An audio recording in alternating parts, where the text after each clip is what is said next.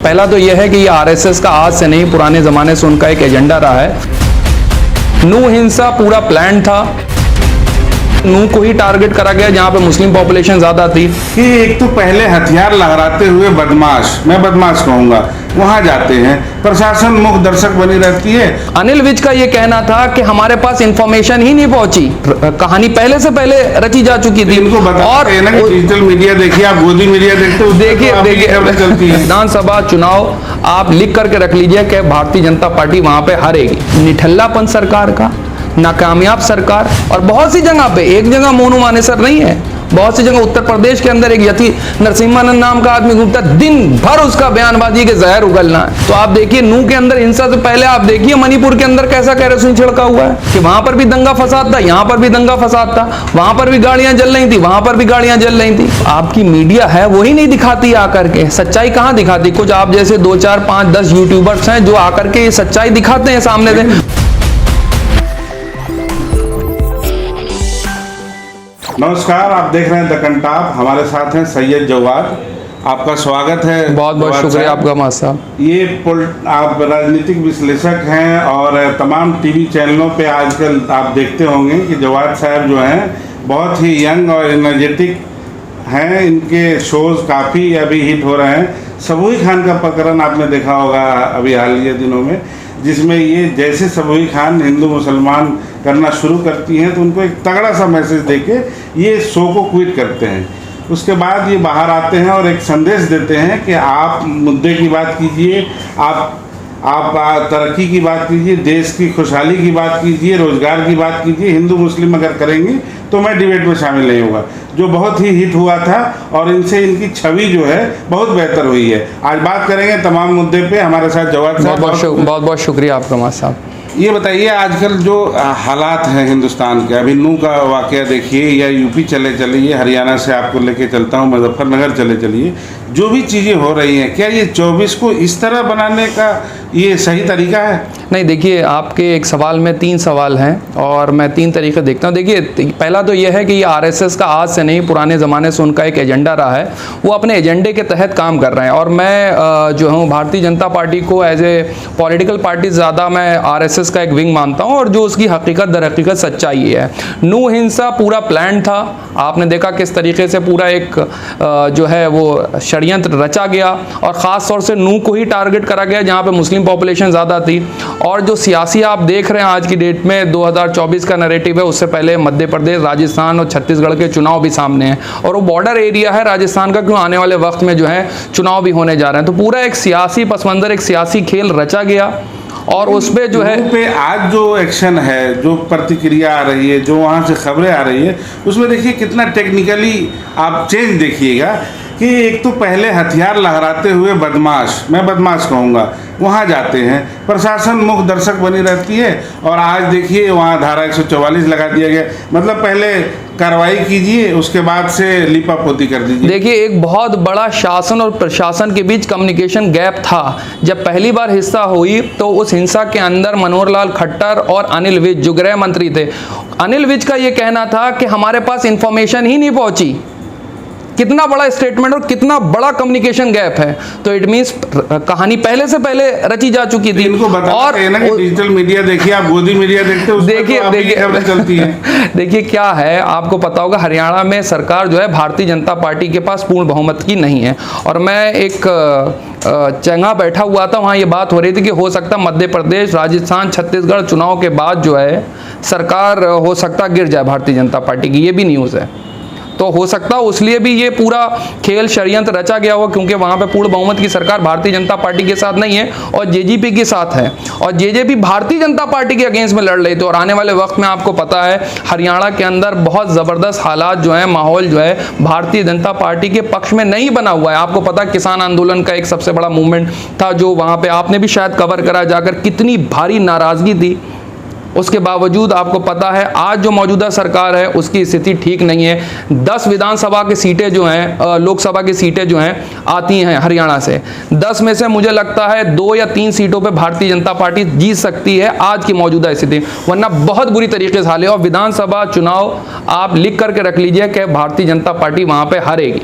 तो इसीलिए हिंदू मुसलमान का ये जो पूरा षड्यंत्र रचा गया है जानबूझ करके, और उसमें सरकार से एक क्वेश्चन और करूंगा। देखिए निठल्लापन सरकार का, नाकामयाब सरकार इस तरीके के षड्यंत्र रखती है। नसर घूम रहा है बाहर, आपने बिट्टू बजरंगी को तो एक संदेश देने के लिए कर दिया, जिसने एलानिया तौर पे वहां जाने का पूरा षड्यंत्र रचा, वीडियो वायरल कराया, वो आज भी घूम रहा है, क्योंकि आप जीत भी आपकी पट भी आपकी है। तो वो तो घूमते रहेंगे, वो तो लविंग बॉय हैं भारतीय जनता पार्टी के, उनको भारतीय जनता पार्टी ऐसे लोगों को रखी हुई है। और बहुत सी जगह पे, एक जगह मोनू मानेसर नहीं है, बहुत सी जगह उत्तर प्रदेश के अंदर एक यति नरसिम्हानंद नाम का आदमी घूमता, दिन भर उसका बयानबाजी के जहर उगलना है। और किसी शख्स ने ये भी कहा था, आपको पता, राहुल गांधी साहब ने भी कहा था कि पूरे देश के अंदर केरोसिन छिड़का हुआ है। तो आप देखिए नू के अंदर हिंसा से पहले आप देखिए मणिपुर के अंदर कैसा केरोसिन छिड़का हुआ है। मणिपुर के अंदर जो घटनाएं हुई वो आप नू की हिस्सा से कंपेयर कर लीजिए कि वहां पर भी दंगा फसाद था, यहाँ पर भी दंगा फसाद था, वहां पर भी गाड़ियां जल रही थी, वहां पर भी गाड़ियां जल रही थी। एक तरीके का ये नैरेटिव चलाया हुआ है पूरा भारतीय जनता पार्टी और उसके जो आपको पता है लोग हैं, लेकिन आरएसएस के। देश की जो छवि खराब हो रही है, अभी आपने देखा साउथ अफ्रीका में गो मोदी, गो बैक मोदी के नारे लगे, कोई आपको रिसीव करने तक नहीं आ रहा है, नाराजगी भी बड़े बड़े होर्डिंग। मां साहब आपको बता दूं, इनको सिर्फ भारतीय जनता पार्टी के लोगों को सिर्फ अपनी सियासत से मतलब है, कैसे अपनी सियासत जो है वो रखी जाए। और उनका तो पेट एजेंडा है ना, हिंदू मुस्लिम मस्जिद मंदिर, इसी नाम पे उन्होंने राजनीति से होना चाहिए ना। आप हिंदुस्तान में रहिए, क्यों? नहीं, बड़ी हैरत की बात है कि जब माननीय, बहुत शर्म आई कि नहीं हमारे माननीय प्रधानमंत्री के बड़े बड़े होर्डिंग लगे हैं, उनको क्या क्या दिखाया गया मैं बोल भी नहीं सकता हूँ। नहीं तो ये जो आपकी मीडिया है वही नहीं दिखाती आकर के, सच्चाई कहाँ दिखाती। कुछ आप जैसे 2 4 5 10 यूट्यूबर्स हैं जो आकर के ये सच्चाई दिखाते हैं सामने, वरना पूरा की जो क्रांति है सबने देख लिया वो वीडियो कि कैसे कैसे स्क्रीन पे चल रहा है, कैसे मोदी गो बैक के नारे लग रहे हैं। आपको पता अमेरिका के अंदर भी लगे जी, वो नहीं दिखाया गया। वो तो एक तरफा पूरा एक तमाशा, एक प्लानिंग होती है सारी चीजों को लेकर के, वो तो सभी जानते हैं। आप तो मीडिया जुड़े हुए हैं, किस तरीके के इवेंट हैं। उनके प्रवक्ता जो आते हैं टीवी चैनलों पे, उनको बोलते नहीं कि आपको शर्म नहीं आती है जब ऐसे आप देखिए जाकर के। मैं तो बहुत कुछ बोल चुका हूं और बहुत कुछ बोलता हूं और आगे भी बोलता रहूंगा। हक और सच की जो बात है वो जबान से निकलेगी और वो आखिरी दम तक निकलेगी। उसके लिए जो चाहे वो कह सकते हैं मुझको, और जो चाहे वो आप से आते हैं। मुजफ्फरनगर की घटना को कैसे देखते हैं आप? देखिए, वो आरएसएस का एक एजेंडा जो पूरे देश के अंदर आरएसएस ने और बजरंग दल, विश्व हिंदू परिषद का जो जहर घोला हुआ है वो सब सामने आ रहा है। उसकी बानगी है देश में हर जगह से। नहीं, देखिए क्या है, वो यहाँ का नहीं है। आपको इससे पहले पता हो कर्नाटक के अंदर हिजाब का मुद्दा भी स्कूल के अंदर से ही स्टार्ट हुआ था और कितना बवाल हुआ था, इंटरनेशनल लेवल के ऊपर एक न्यूज़ बनी थी। फिर उसके बाद से आपको पता है कि स्कूल के अंदर एक टीचर का ये काम होता है, एक शिक्षक का ये काम होता है। तो ये पूरा स्क्रिप्टेड है साहब, ये पूरा स्क्रिप्टेड है, पूरा प्लान्ड है। ऐसे नहीं आ जाते कि वीडियो आपने डाली और कल को आ गई और वायरल हो गई। सब ये भारतीय जनता पार्टी जो नफरत फैलाई है, ये उसी की एक सियासत का एक हिस्सा है। आप राजनीतिक विशेषज्ञ हैं, आप जाते हैं शोज पे, टीवी चैनलों में, आप मुस्लिम भी हैं। बिल्कुल है ना। ये बताइए कि आपकी जो तंजीमें हैं हिंदुस्तान की, जो अहले हदीस है, शिया सुन्नी बोर्ड है, वक्फ बोर्ड है, तमाम तरह के बोर्ड हैं, लखनऊ से लेके आप इधर आप चले जाइए जी, काफ़ी लंबी है ना, काफ़ी। इन लोगों का एक बयान नहीं आता है, मदनी है वगैरह। आप देखिए, सुनिए, बोलते क्यों नहीं है किसी भी बात? देखिए क्या है, इस वक्त मुसलमानों की हालात, मुसलमान जिस हालात से गुजर रहा है, बहुत मुश्किल दौर से गुजर रहा है। जब आपने अपनी सियासत के ऊपर इन्वेस्ट ही नहीं करा तो आप तवक्को करेंगे क्या? आपने अपनी लीडरशिप कभी निकाल करके दी ही नहीं।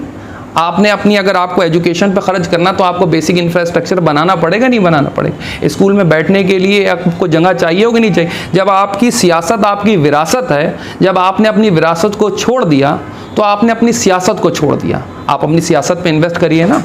किसने आपको रोका? अच्छे अच्छे लीडर, पढ़े लिखे नौजवान, मुस्लिम यूनिवर्सिटीज़ से हो गई और जगह से यूनिवर्सिटीज़ हो गई, कॉलेजेस से जा करके निकालिए। लीडरशिप तो समाज ही देगा ना आकर के। आप सेलेक्टिविज्म को जो है अगर पॉलिटिक्स समझेंगे तो मेरे अकॉर्डिंग वो पॉलिटिक्स नहीं है। तो आपको फिर सेलेक्टिविज्म के अकॉर्डिंग ही चलना पड़ेगा अगर आपको सियासत में आना। और मैं चाहता हूँ कि मुसलमानों को सियासत के अंदर आना चाहिए। और ऐसा नहीं है कि बहुत अच्छे अच्छे मुस्लिम लीडर सेकुलर पार्टीज़ में नहीं रहे और बहुत वोकल होकर के बोला।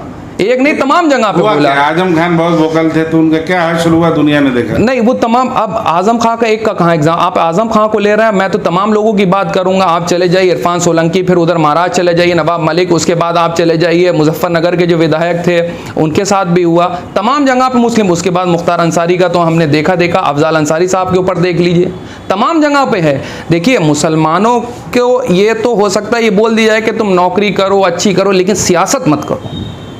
जिस कौम की कोई सियासत नहीं होती है, जिस कौम का कोई रहनुमा नहीं होता है, उस कौम की कहीं पूछ नहीं होती। वो है ना एक शेर कि चलते हैं दबे पाँव कि जाग ना जाएं, गुलामी के असीरों की यही खास अदा है, और होती नहीं जो कौम हक बात पे यकजा, उस कौम का हाकिम ही फ़कत उसकी सज़ा है। ये खमियाजा भुगतना पड़ेगा हमको, हमें लीडरशिप देनी होगी।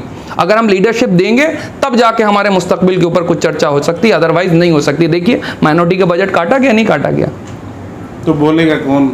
बोलेंगे आप, हम जैसे लोग आवाज़ उठाएंगे समाज के अंदर, जब तक हैं तब तक उठाते रहेंगे। बाकी लोग जाने और सियासतदान और देश जाने।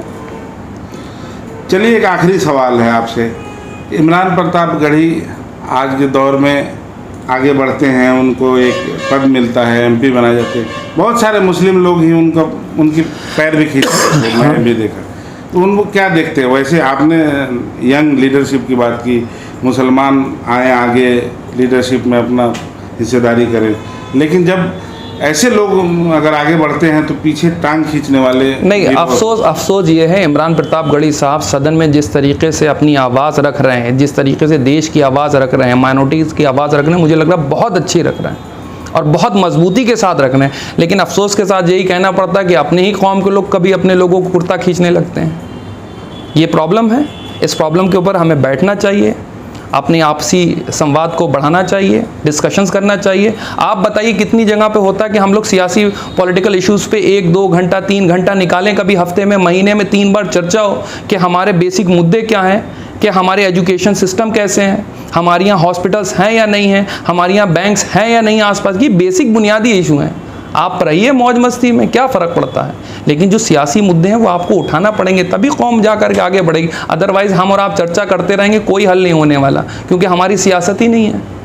हम अगर सेलेक्टिज्म पे जाएंगे तो नहीं होगी। लीडर तो आपको निकालना पड़ेगा। समाज की जिम्मेदारी ये है कि अपनी सियासत पे, अपनी लीडरशिप के ऊपर खर्च करिए, इन्वेस्ट करिए, तभी जाके सियासत निकल के आएगी। बहुत शुक्रिया आपका। ये हमारे साथ थे सैयद जवाद, जो कि बहुत बेबाकी से बात करते हैं, आप टीवी चैनलों में भी देख चुके हैं। इनसे आगे भी हम बात करेंगे और एक नई शख्सियत के साथ फिर मुलाकात करेंगे। तब तक के लिए शुक्रिया।